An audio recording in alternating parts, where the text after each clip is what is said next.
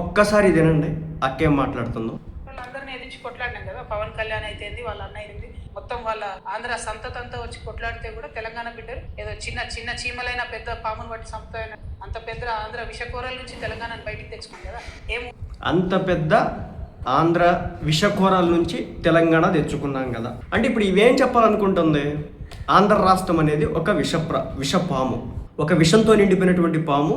ఆ పాము కోరాల నుంచి ఇప్పుడు మేము తెలంగాణను తెచ్చుకుంటున్నాం అని చెప్పింది. అంటే అసలు ఏమనుకుంటుంది ఈమె? పవన్ కళ్యాణ్ అనని మాటల్ని అన్నట్లుగా సృష్టించి ఈరోజు రాజకీయం చేస్తా ఉన్నారు వీళ్ళు.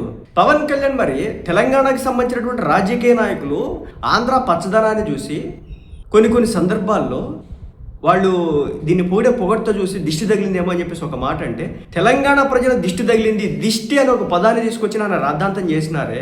ఈ రోజున మా రాష్ట్రం మొత్తాన్ని పట్టుకొని ఒక విష సర్పంతో ఈమె పోలుస్తూ ఉంది, ఒక విషపు పాముతో ఈమె పోలుస్తూ ఉంది.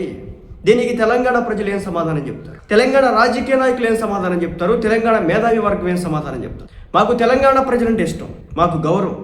ఎందుకంటే మీ పోరాట పటిమ మాకు స్ఫూర్తి. తెలంగాణలో ఉన్నటువంటి ప్రజల్లో ఉన్నటువంటి పోరాటి పటిమ, రాష్ట్రం కోసం వాళ్ళు త్యజించినటువంటి విధానం మాకు స్ఫూర్తి. మేము కాదనట్లా. కానీ ఏనాడు కూడా రాష్ట్ర విభజన జరిగిన తర్వాత ఈ రోజు వరకు కూడా తెలంగాణ ప్రజలను ఉద్దేశించి ఒక్క మాట కూడా మేము మాట్లాడలేదు. అన్నదమ్ములుగా కలిసి ఉందాం అన్నారు ఈ రాజకీయ నాయకులు, కానీ చిచ్చులు పెడుతోంది వీళ్ళే. అన్నదమ్ములుగా కలిసి ఉందాం అంటున్నారు కదా ఒక పక్క, ఇంకో పక్క చిచ్చులు పెడతా ఉన్నారు.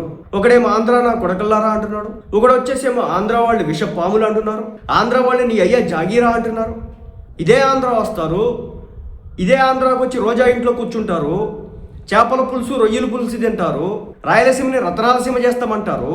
ఇదే ఆంధ్ర రాష్ట్రానికి వ్యతిరేకంగా పుట్టినటువంటి బీఆర్ఎస్ పార్టీ ఆంధ్ర రాష్ట్రంలో పార్టీ తీసుకొచ్చి ఇక్కడ పెట్టి, ఇక్కడ జెండా పాతి, ఇక్కడ ఉన్నటువంటి పార్టీలకు ఎగనెస్ట్గా పోటీ చేసి, ఈ రాష్ట్రానికి వ్యతిరేకంగా పుట్టినటువంటి పార్టీయే మా రాష్ట్రంలో పుట్టి, మా రాష్ట్రంలో మళ్ళీ వచ్చి, మా రాష్ట్రంలో పోటీ చేసే అంత స్థాయికి మీరు వచ్చినారంటే మా ప్రజల యొక్క విశాల హృదయాన్ని ఎలా చూడాలి మీరు?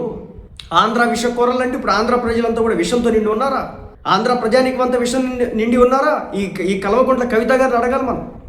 ఈ కల్వకుంట్ల కవిత గారిని అడగాలి. ఏమి పేరు కల్వకుంట్ల కవిత అనుకుంటా, బహుశా నాకైతే ఐడియా లేదు.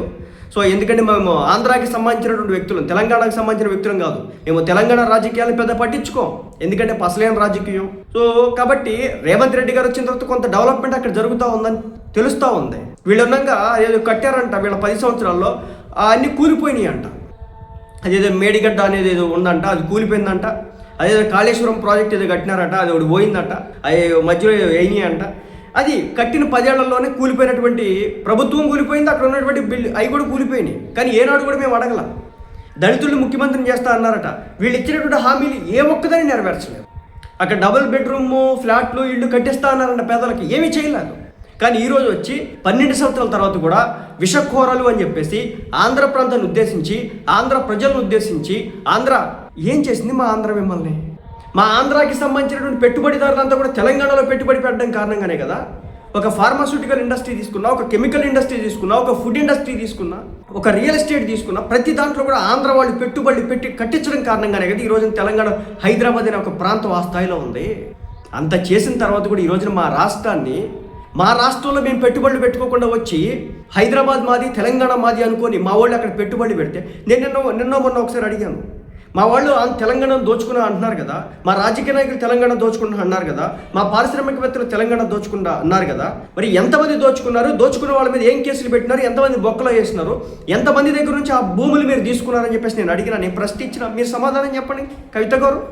మళ్ళీ చెప్తున్నా, తెలంగాణ ప్రజల యొక్క వాళ్ళ గొప్పతనం మీలాంటి వాళ్ళకి ఇలాంటి బలుపు మాటలు మాట్లాడడానికి ఆస్కారం అయితే ఉంది. వాళ్ళ గొప్పతనం వాళ్ళు పోనీలని చెప్పి వదిలేయడం. ఈమె కదా అది లిక్కర్ కేసులో జైల్లోకి వెళ్ళి కూర్చుంది, తిహార్ జైల్లోనే ఎక్కడ ఉంది. మా ఆంధ్రలో అయితే అలా ఎవరు లేరు, మహిళలు అయితే అసలు లేరు. కాబట్టి ఎందుకు మరి ప్రజలు ఎందుకు నాకు ఇలా అంత పోరాటాల పురిటిగడ్డలో కూడా ఇలాంటి రాజకీయ నాయకులను పట్టుకొని మీరు వీళ్ళకి ఓట్లు ఏంటో, వీళ్ళని గెలిపించడం ఏందో, వీళ్ళ రాజకీయాలు చేస్తే ఊరుకోవడం ఏందో నాకైతే అర్థం కావట్లేదు.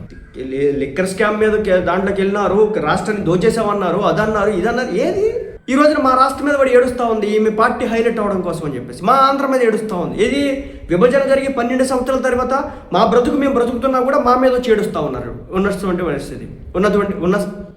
ఉన్నటువంటి పరిస్థితి ఏంటమ్మా నెక్స్ట్? కొట్లాడినాం మేము ఖచ్చితంగా. అసలు ఈ ఉద్యమంలో ఏమే ఉందా నాకు తెలియకడుగుతాను. ఉద్యమం సమయంలో ఈమె కావచ్చు, ఈమె బ్రదర్ కావచ్చు, వీళ్ళంతా కూడా ఇతర దేశాల్లో ఉద్యోగాలు చేసుకుంటూ ఉన్నారు. ఉద్యమం ఆల్మోస్ట్ క్లైమాక్స్కి వచ్చి విభజన జరుగుతున్న క్రమంలో మాత్రం వీళ్ళు ఇక్కడికి వచ్చినారు. గత 10 సంవత్సరాల్లో వీళ్ళందరూ కూడా ఈమె ఎమ్మెల్సీగా పోటీ చేసి ఓడిపోయింది. మన ధర్మపురి అరవింద్ గారు అని చెప్పేసి ఆయన ఉన్నాడు, బీజేపీ పార్టీకి సంబంధించినటువంటి లీడర్. ఆయన మీద పోటీ చేసి ఓడిపోయింది. వాళ్ళ తండ్రి గారు సీఎంగా ఉన్న టైంలో కూడా ఓడిపోయినటువంటి చరిత్ర ఏమిటి, ఘన చరిత్ర. అడ్డదారుల్లో ఎమ్మెల్సీ చేసుకున్నటువంటి చరిత్ర వీళ్ళకి. ఈమె చెప్తా ఉంది పోరాటాలు చేశాను నేను తెలంగాణ కోసం నిజంగా పోరాటాలు చేసి అసూలు బాసినటువంటి కొన్ని వేల మంది, కొన్ని వందల మంది. ఈ రోజున అక్కడ ఏదో స్తూపం ఉందంట అమరవీరుల కోసం అని చెప్పేసి, ఇప్పటి వరకు దాని మీద ఒక శిలాఫలకం లేదంట. తెలంగాణకి సంబంధించిన జర్నలిస్టు తన బాధని వ్యక్తం చేస్తున్నాడు, కన్నీళ్లు పెట్టుకున్నాడు. తెలంగాణ వచ్చి 12 సంవత్సరాలు అయిందిరా, మన రాష్ట్రం కోసం ప్రాణాలు అర్పించినటువంటి వ్యక్తులకి ఇప్పటి వరకు మనం చూడలేదురా, వాళ్ళ కుటుంబాలకు ఒక భరోసా అంటే ఇవ్వలేదురా, మన రాష్ట్రం కోసం ప్రాణాలు అర్పించినారా అని చెప్పేసి బాధపడతా ఉన్నాడు. వాళ్ళ గురించి ఏనాడైనా పట్టించుకుందా, ఏనాడైనా బయటకు వచ్చి మాట్లాడిందా? ఈరోజు ఈమె చెప్తా ఉన్నటువంటి పరిస్థితి అదేమంటే ఆంధ్ర బిషప్ కోరలు అంటది.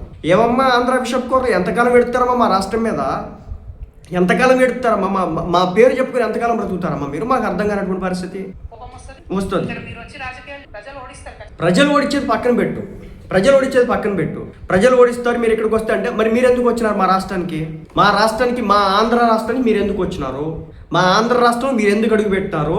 నువ్వు ఎమ్మెల్సీకి ఉన్నప్పుడు, మీ నాన్నగారు కేసీఆర్ గారు సీఎంగా ఉన్నప్పుడు చూడండి, మా గౌరవం అలా ఉంటుంది అనమాట. మీరు మా రాష్ట్రం మీద, మా బిర్యానీల మీద, మా రాష్ట్ర ప్రజల మీద మీరు విషపు నాగులతో మమ్మల్ని పోల్చినా, లేదంటే విషపు కూరలతో మమ్మల్ని పోల్చినా సరే మేము చూడండి మా రెస్పెక్ట్ అలా ఉంటుంది తెలంగాణ వాళ్ళ మీద. సో ఈరోజు నేను చెప్తా ఉంది, మేమంట మా ఆంధ్రాకి సంబంధించిన పార్టీలు అక్కడికి వెళ్తున్నాయి అంట. మరి మీ నాన్నగారి పార్టీ మా రాష్ట్రంకి ఎందుకు వచ్చింది? అప్పుడు నువ్వు చెప్పొచ్చు కదా, నాన్న మనం ఆంధ్రాకి వ్యతిరేకంగా పోరాటాలు చేసాం, ఆంధ్రాని విడగొట్టాలని చూసాం, ఆంధ్ర 2 ముక్కలు చేసాం నాన్న. కాబట్టి మనం ఆంధ్రాలో పార్టీ పెట్టడం ఎంతవరకు సమంజసం నాన్న, ఆంధ్రాలో పార్టీ ఆఫీస్ పెట్టడం ఎంతవరకు సమంజసం నాన్న, ఆంధ్రాలో జెండా పెట్టుకోవడం ఎంత అసలు కరెక్టేనా నాన్న అని చెప్పేసి అడిగితే గొప్పగా ఉండేది. అధికారంలో ఉన్నంత వరకు ఆమె ఆ పార్టీలో ఉంది. ఎప్పుడైతే అధికారం పోయిన కొన్ని నెలలకి బయటకు వచ్చింది, కొత్త పార్టీలు ఎట్టింది. ఆ తండ్రి మీద, అన్న మీద, ఎవరా మామయ్య ఎవరో ఆయన మీద, ముగ్గురు మీద దండెత్తిపోతా ఉన్నటువంటి పరిస్థితి. మరి అధికారంలో ఉన్నప్పుడు ఆడికి వెళ్ళిపోయింది. అవును ఉంటది. చెప్పింది కదా ఈమె, ఇప్పుడు వనరులు దోచుకోబడి, ఆస్తులు దోచుకోబడి, సంస్కృతి దోచుకోబడి అని చెప్పేసి ఈమె చెప్పింది కదా. నాకు తెలియక అడుగుతున్నా, మీ సంస్కృతిని దోచుకున్నాడు ఎవడు? మీ వనరులు దోచుకున్నాడు ఎవడు?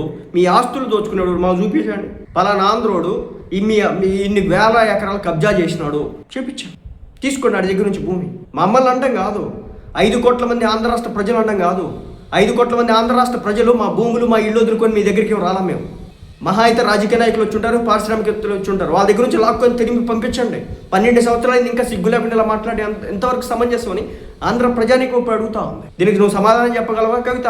నువ్వు కవిత గారు సమాధానం చెప్పగలరా? అదనమాట. ఇంకేమైనా ఉన్నాయా? తెచ్చుకున్నావు. నైతికత మనం మాట్లాడే ముందు మన ఫ్లడ్స్ వచ్చినాయి అనమాట తెలంగాణకి. జేబులోంచి ఎంత ఇచ్చినారు చెప్పండి? నువ్వు కావచ్చు, మీ నాన్న కావచ్చు, మీ అన్న కావచ్చు, మీ సొంత జేబులోంచి అంత తీసి మీ రాష్ట్రానికి ఇచ్చినారు. మా ఆంధ్ర రాష్ట్రానికి సంబంధించిన పవన్ కళ్యాణ్ గారు, ఆంధ్ర రాష్ట్ర డిప్యూటీ సీఎం జనసేన పార్టీ అధ్యక్షుడు పవన్ కళ్యాణ్ గారు 1 కోటి రూపాయలు ఇచ్చినాడు. సరే, మీ నాన్న హయాంలో ఉన్నప్పుడు, నువ్వు కూడా ఎమ్మెల్సీగా ఉన్నప్పుడు తెలంగాణలో కరోనా వచ్చింది కదా దేశవ్యాప్తంగా. కరోనాలో పవన్ కళ్యాణ్ డబ్బులు ఇచ్చినాడు కదా, నువ్వు ఎంత ఇచ్చినావు, నీ అన్న ఎంత ఇచ్చినాడు, మీ నాన్నగారు ఎంత ఇచ్చినాడు చెప్పండి తెలంగాణ ప్రజలకు చూద్దాం. సో నేను దమ్ముగా చెప్పగలను, పవన్ కళ్యాణ్ గారు ఆంధ్ర రాష్ట్రానికి సంబంధించినోడు, ఒక సినిమా మీరు అనుకున్నటువంటి సినిమా నటుడే 1 కోటి రూపాయలు ఇచ్చినాడు. మరి మీరేమి ఇచ్చినారు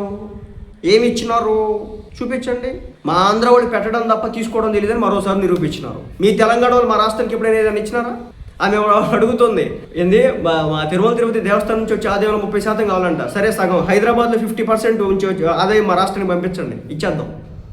కాకిలు అక్కడ ఇష్టం వచ్చాడు మా రాష్ట్రాన్ని పట్టుకొని విషపు కూరలు అంటారు మీరు. సో ఇప్పటి నుంచి మాటలు పడేది లేదు, ఆంధ్ర తెలంగాణ విభజన లేదు.